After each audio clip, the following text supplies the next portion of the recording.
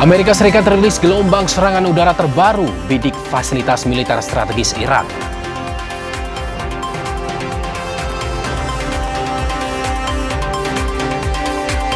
Di tengah pengusutan kasus ex-Jampitsus, Kapolri temui Jaksa Agung. Polri dan Kejaksaan pastikan tak ada masalah antara kedua institusi.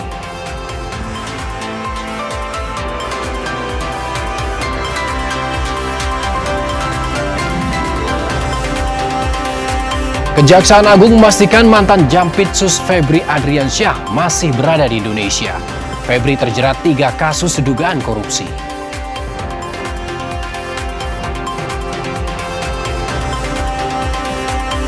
Tiongkok kembali dihantam topan kedua dalam sepekan. Hampir 2 juta orang dievakuasi.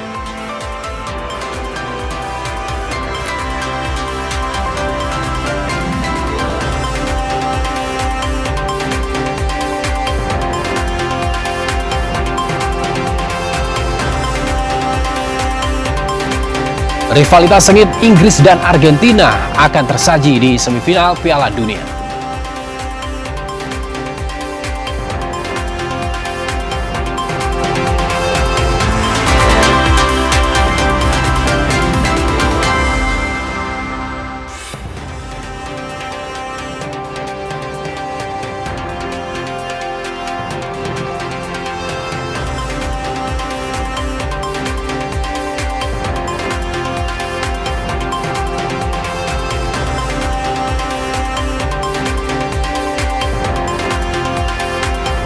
Halo, apa kabar saudara? Kompas Malam kembali hadir ke hadapan Anda bersama dengan saya Arizona Gali. Selain 5 sorotan utama tadi saudara, sejumlah informasi penting lainnya juga telah kami siapkan untuk Anda hanya di Kompas TV independen terpercaya. Kita langsung ke informasi pertama saudara. Komando Pusat AS CENTCOM merilis gelombang serangan udara terbaru membidik fasilitas militer strategis Iran.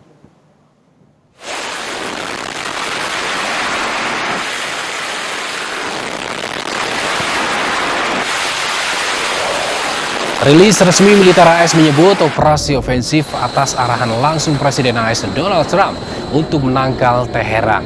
AS mengklaim Iran mengancam kapal sipil dan komersial di jalur perdagangan internasional strategis. Serangan AS menyasar pesisir selatan Iran termasuk wilayah dermaga Sirik, Pulau Qeshm, serta kota pelabuhan utama Bandar Abbas. AS fokus menyerang infrastruktur pertahanan radar, situs rudal, dan pos-pos komando komunikasi taktis militer Iran.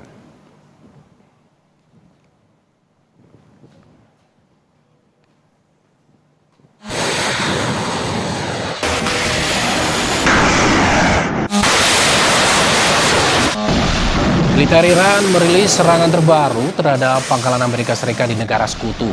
Serangan rudal dan drone Iran menyasar tempat perlindungan dan hangar pendukung Angkatan Darat AS di Kuwait.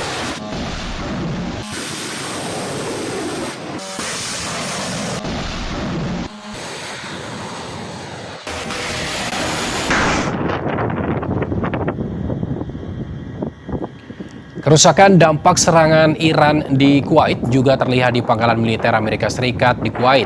Iran membombardir pangkalan militer Amerika di sejumlah negara sekutunya di kawasan Teluk Persia. Serangan dilakukan usai pemakaman pemimpin tertinggi Ayatollah Ali Khamenei.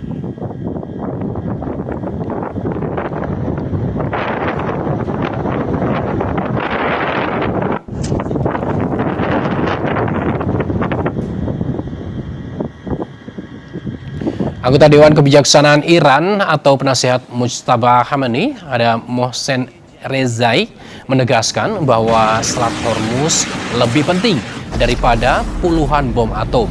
Dia berjanji bahwa pemerintah Iran akan melindungi jalur vital energi global itu. Ia juga menekankan bahwa balas dendam adalah bagian dari jalan revolusi.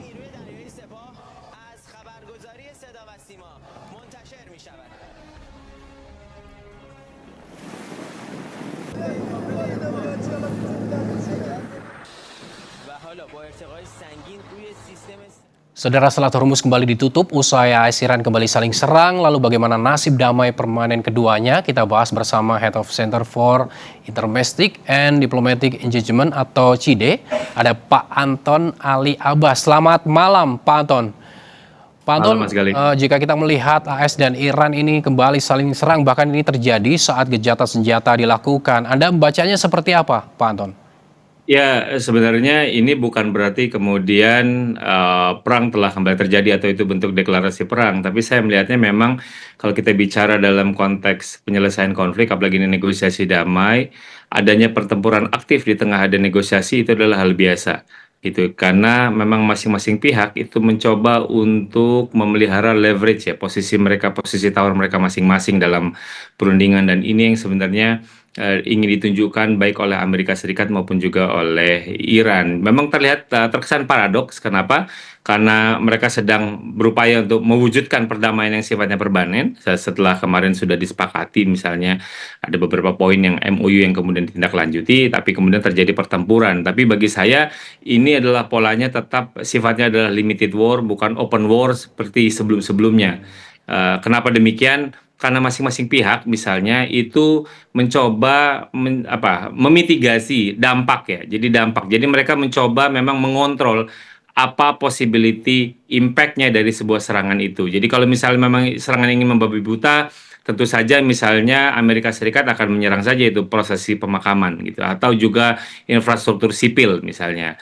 Begitu Jika juga Iran gitu. Jadi menyerangnya langsung aja ke kapal induknya Amerika Serikat, kapal-kapal Amerika Serikat, bukan ke pangkalan-pangkalan yang ada di Timur Tengah gitu. Jadi saya melihatnya memang mencoba untuk mengontrol potensial dampak samping dari serangan itu, Mas Gali. jika gini, Pak Anton, jika kedua pihak ini masih saling menyerang, apakah jalur negosiasi ini masih bisa untuk formalitas atau bisa dihidupkan kembali? Ya, kalau kayak ini karena mereka masing-masing mencoba posisi tawar, ini adalah cara mereka untuk menekan masing-masing agar pihak lawan itu menuruti apa kemauannya. Jadi ini memang untuk menjaga posisi tawar agar si Iran tidak merasa lebih rendah daripada Amerika Serikat, begitu juga sebaliknya. Itu satu. Kedua, ini sebenarnya dampak yang sebenarnya bisa kita lihat, bisa kita duga dari awal ketika masing-masing pihak itu menerapkan yang namanya constructive ambiguity. Jadi mereka sama-sama sepakat untuk memulai proses perdamaian, tapi kemudian ada banyak klausa-klausa yang ini sifatnya multitafsir. Terutama tadi ketika bicara tentang Viti itu ngomong tentang Selat Hormuz. Bagaimana poin 5 ini terjadi perdebatan yang cukup sengit. Poin 5 itu ngomong tentang Hormuz. Bagi Iran, Hormuz itu memang gratis selama 60 hari. Tapi semuanya itu terkoordinasi oleh Iran. Sementara Amerika Serikat tidak demikian. Amerika Serikat meminta bahwa Iran punya kewajiban untuk menjamin perjalanan gitu ya. Perairan itu damai gitu ya. Perairan itu sebenarnya damai gitu. Jadi ini ada dua dan perbedaan itu gitu, perbedaan cara pandang itu kemudian coba diuji langsung. Kalau saya menerapkan seperti ini kayak apa responnya? Nah, itu yang kemudian kan alhasil akibatnya adalah saling berbalas serangan, Mas. Jadi memang dari awal memang diciptakan adanya klausa yang multitafsir. Salah satunya adalah poin 5 terkait pengaturan Selat Hormuz gitu. Jadi masing-masing pihak berdalih bahwa apa yang dilakukan serangan baik itu dari Iran kepada instalasi Amerika Serikat kepada Iran itu berdalih bahwa mereka ingin menegakkan apa klausa dari pasal 5 tadi yang memang secara awal memang bertolak belakang. Itu, Mas Gali. Termasuk dari pernyataan terbaru Iran bahwa menegaskan bahwa pentingnya Selat Hormuz. Berarti ini Anda bisa mengartikan Selat Hormuz ini bisa menjadi alat tawar dalam diplomasi perdamaian. Ya, memang kita akan melihat bahwa perundingan kali ini yang cukup pelik adalah bagaimana terkait pengaturan Selat Hormuz gitu. Jadi karena ini juga kan ada terkait dengan Oman, misalnya Oman juga ikut diserang. Ini kan menjadi menarik. Bagaimana misalnya kapal-kapal yang melintas di Oman itu adalah diserang gitu. Jadi tidak berkoordinasi sama Iran gitu. Jadi ini yang kemudian menjadi cukup pelik. Apalagi Oman memang dia punya aliansi dengan Amerika Serikat. Jadi Iran tidak semata-mata melihat Oman adalah negara tetangga terdekat, tapi juga adalah faktor aliansinya dan juga bagaimana Iran ingin memaksa Oman membangun rezim yang sama terkait pengaturan Selat Hormuz. Dan ini saya melihatnya belum ada titik temu antara Oman dengan Iran gitu perihal pengaturan Selat Hormuz ini. Jadi itulah kenapa kemudian tarik-menariknya dan serangan belakangan ini kan semuanya terkait pada Selat Hormuz itu, Mas Gali. Jadi artinya ketika penutupan Selat Hormuz sekarang dilakukan oleh Iran, ini menjadi daya tawar yang kuat agar AS tak kembali melanjutkan serangan. Seperti itu, Pak Anton? Iya, salah satunya. Kenapa? Karena kan memang ketika dia dibuka, ini kan harapannya stok dunia kan bisa pulih, tapi kan belum pulih banget, kemudian sudah ada penutupan. Belum lagi ini adalah cara Iran kemudian, karena ketika ini Selat Hormuz ditutup kan, kemudian kan ini sejauh ini kan harga minyak dunia sudah mulai naik sekitar 4% misal, dan tekanan yang paling besar ada di mana? Ada di Amerika Serikat. Sementara Amerika Serikat kan yang sudah dilakukan oleh Amerika Serikat sejak awal adalah mencabut kembali gitu ya penghentian sanksi yang tadinya Iran itu dibolehkan sementara untuk menjual minyak, dan sekarang udah dilarang lagi.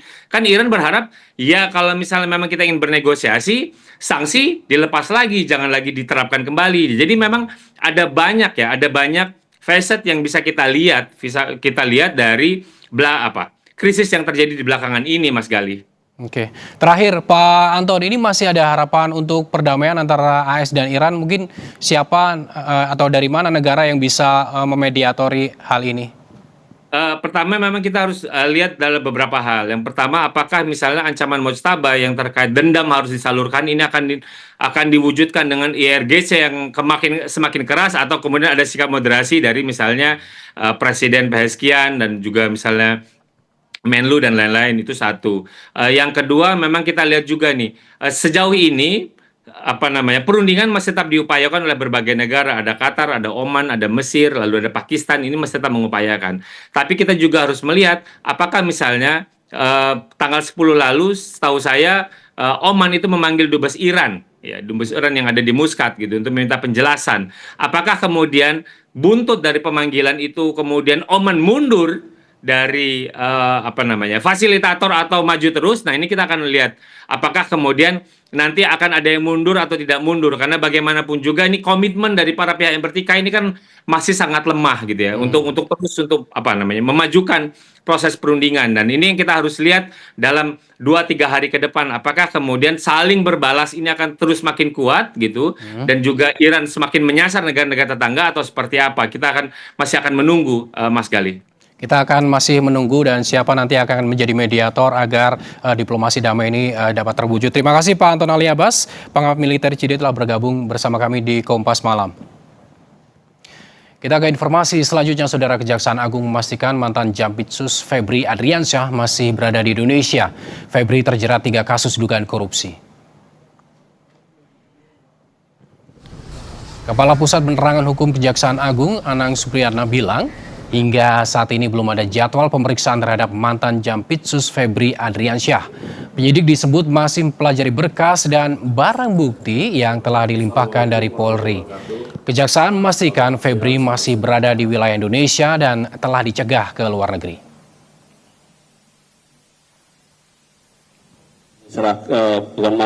Penyerahan hasil perkara sudah kita terima. Dan terkait dengan yang disampaikan terkait dengan inisial FA itu, yang jelas yang bersangkutan masih ada di Indonesia, tidak keluar negeri, dan kooperatif, dan dalam pantauan penyidik. Polisi uji kemurnian kadar emas 74 kg yang merupakan barang bukti dalam kasus dugaan korupsi yang melibatkan ex-Jampitsus Febri Adriansyah. Polisi menguji kemurnian kadar emas yang jadi barang bukti kasus dugaan korupsi, suap, dan tindak pidana pencucian uang dalam perkara yang menjerat ex-Jampitsus Febri Adriansyah. 74 kg emas ditemukan dalam penggeledahan di salah satu rumah milik Febri. Selain emas, juga ada ataupun akan diperiksa keaslian mata uang asing yang ditemukan saat penggeledahan. Yuan, 152.000 yen. Penyidik dari Joint Investigasi bersama penyidik dari Kejaksaan Agung dan Pegadaian akan melakukan uji terkait tentang barang bukti yang ada. Pada hari ini terkait tentang barang bukti emas yang ditemukan 74 keping atau dengan disetarakan dengan 74 kg. Jadi nanti akan dilakukan uji terkait tentang Singapura dolar, US dollar dari FBI dan Kedutaan Amerika, termasuk dari Kedutaan Singapura dan Bank Indonesia. Di tengah pengusutan kasus ex-Jampitsus, Kapolri menemui Jaksa Agung. Polri dan Kejaksaan memastikan tak ada masalah antara kedua institusi. Kapolri Jenderal Sigit Prabowo dan Jaksa Agung Sanitiar Burhanuddin menegaskan tidak ada masalah ataupun perpecahan antara Polri dan Kejaksaan. Baik Polri dan Kejaksaan Agung memastikan soliditas dan sinergi. Hal ini disampaikan keduanya usai melakukan pertemuan di Gedung Utama Kejaksaan Agung Senin sore.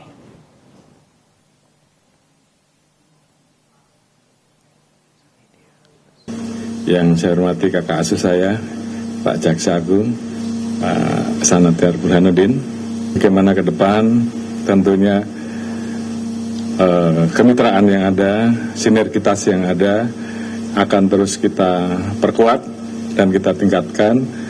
Kejaksaan dan kepolisian adalah keluarga besar dan kita akan terus menjaga agar keluarga besar ini terus terjaga soliditas dan sinergitas yang ada. Alhamdulillah saya kedatangan sahabat-sahabat saya dari kepolisian dan sebenarnya ini adalah bukan program baru, ini juga saya dengan Pak Kapolri, tapi teman-teman jangan berpikir kami ini rival, kami ini adalah versus, tidak.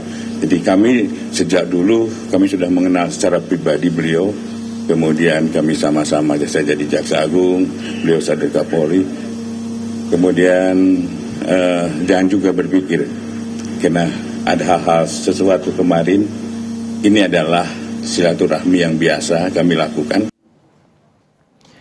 Sebelumnya, saudara, pada Senin pagi, Kapolri bersilaturahmi ke Markas Besar TNI di Cilangkap, Jakarta Timur. Kapolri menyebut kunjungan tersebut untuk memperkuat solidaritas dan sinergi antara TNI dan Polri dalam mendukung program pemerintah.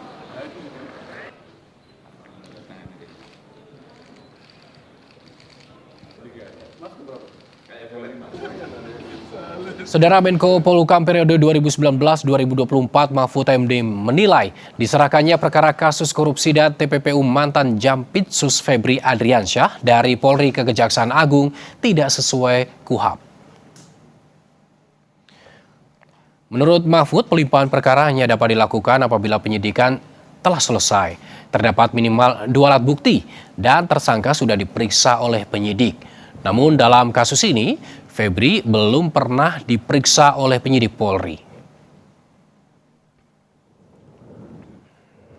Kejanggalannya, tersangka diserahkan ke Kejaksaan Agung oleh polisi dengan narasi dilimpahkan. Nah, kalau dilimpahkan itu kan berarti sudah P21. Kalau P21 itu artinya tersangkanya sudah diperiksa sesuai dengan pasal 61 ya KUHP. Ini belum diperiksa lalu diserahkan. Tersangkanya belum diserahkan juga. Harusnya kan diserahkan oleh penyidik ya untuk ditahan atau untuk apa gitu kan diserahkan oleh penyidik Polri karena Polri yang membuka. Nah, itu saja kan sudah pelanggaran. Ketua Komisi 3 DPR RI Habibur Rahman mengatakan Komisi 3 mendengar masukan Mahfud MD mengenai prosedur hukum yang berlaku mengenai perkara korupsi dan TPPU yang menjerat ex-Jampitsus Febri Adriansyah. Habibur Rahman menilai yang dilakukan Polri ke Kejagung dalam kasus Febri bukanlah pelimpahan kasus, namun menyerahkan kasus Febri kepada Kejagung. DPR bukan hanya berkepentingan untuk bicara, tapi kami justru harus mendengar, termasuk masukan dari Pak Mahfud. Apakah sudah sesuai dengan KUHP atau belum?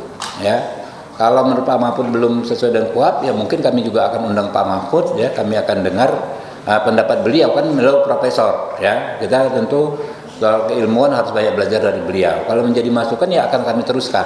Jadi kita belum sampai kesimpulan juga, Pak. Memang itu bukan pelimpahan sebagaimana rangkaian hukum acara pidana dari penyidik ke penuntut.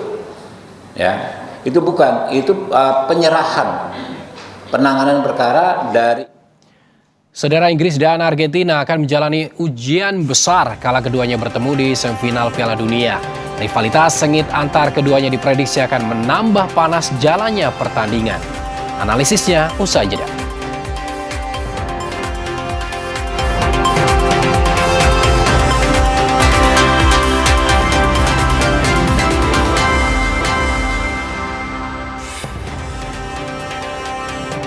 Terima kasih masih bersama kami di Kompas Malam. Saudara, Tiongkok kembali dihantam topan Bavi untuk kedua kalinya dalam pekan ini. 2 juta orang dievakuasi.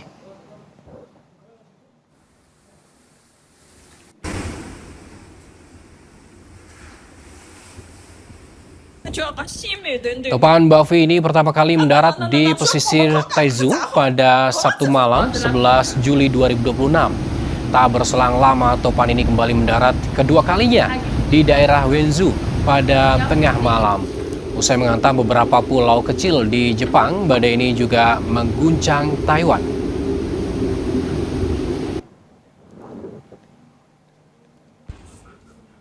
组织了扩面转移，所以没有大规模人员群众被困的情况。 Pusat Meteorologi Nasional Tiongkok menyebut intensitas topan saat ini mulai melemah.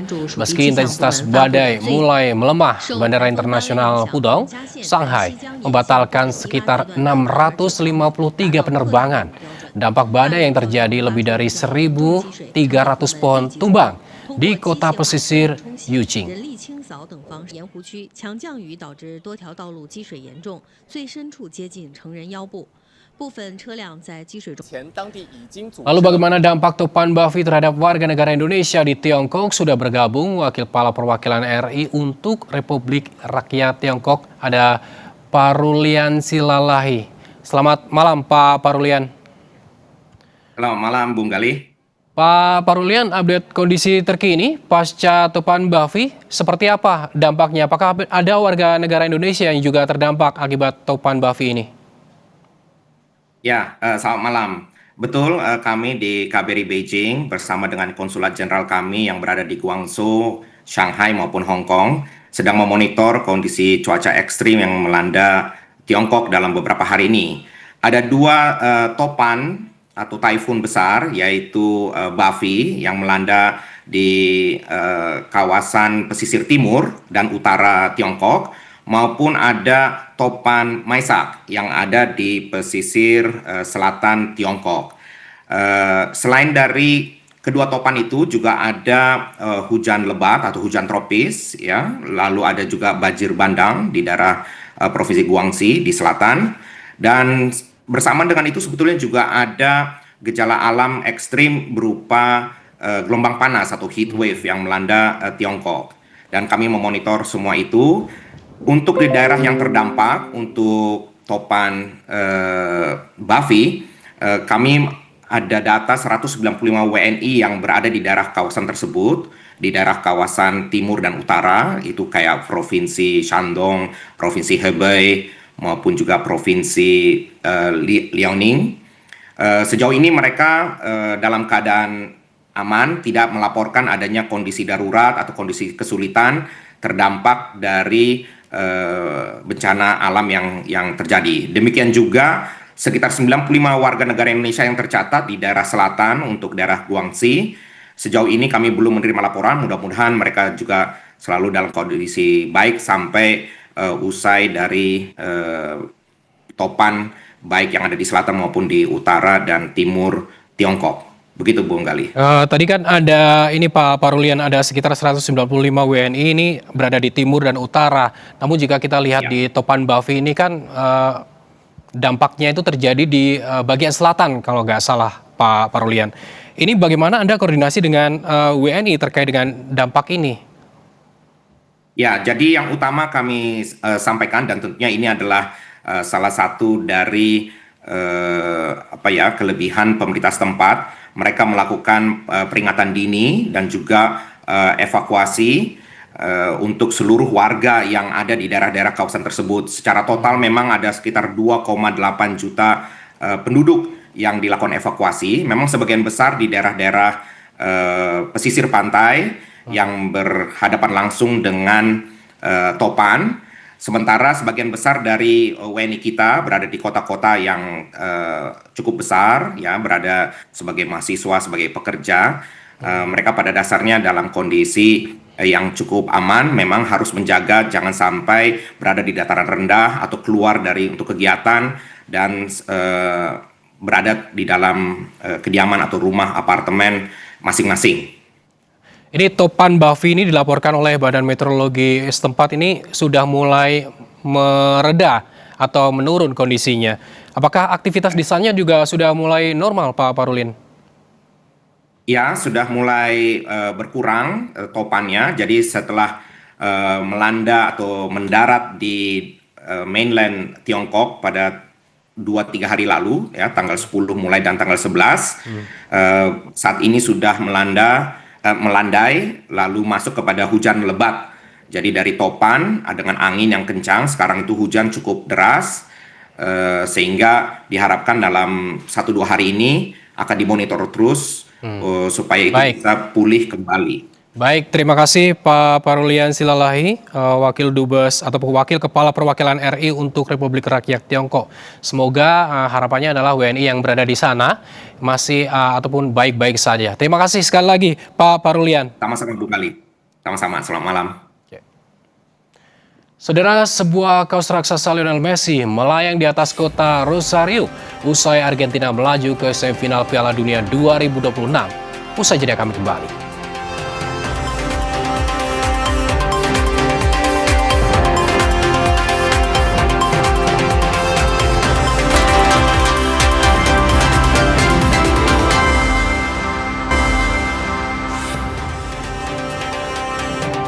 Saudara, AS Iran kembali saling serang di tengah upaya lanjutan negosiasi damai. Iran bahkan menutup lagi Selat Hormuz. Trump mengancam akan membalas Iran lebih keras.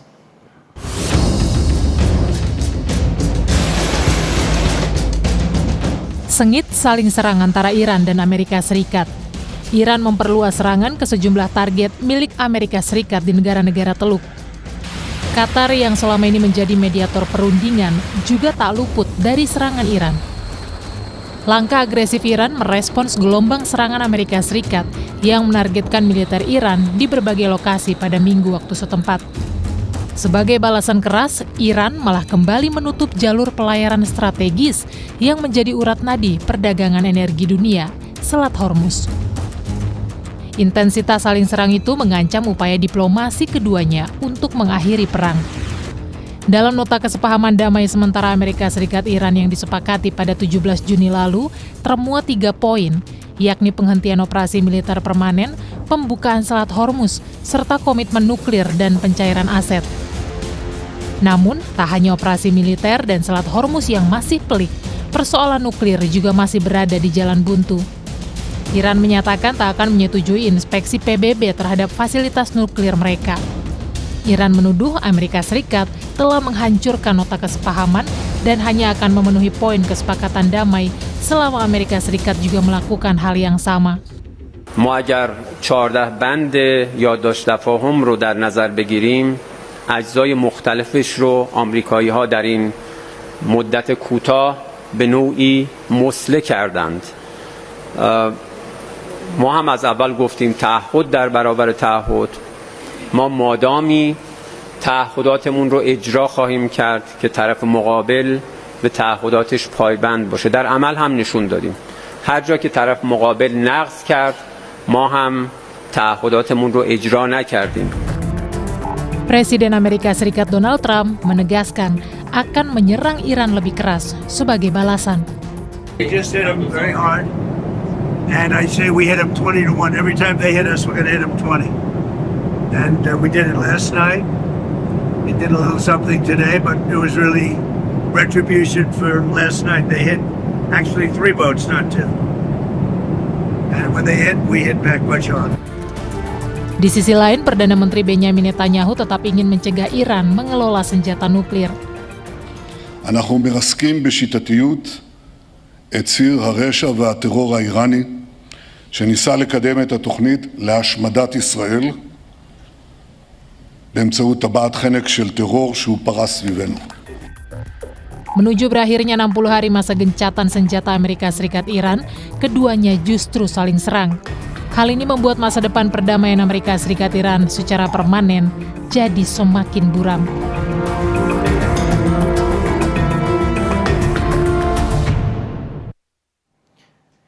Terima kasih Anda telah menyaksikan program Kompas Malam hari ini. Perbarui terus informasi Anda di Kompas TV dengan 3 botol air mineral 700 ml yang setara 2 liter air untuk 1 hari penuh kesejukan. Saya Arizona Gali, terima kasih. Sampai jumpa.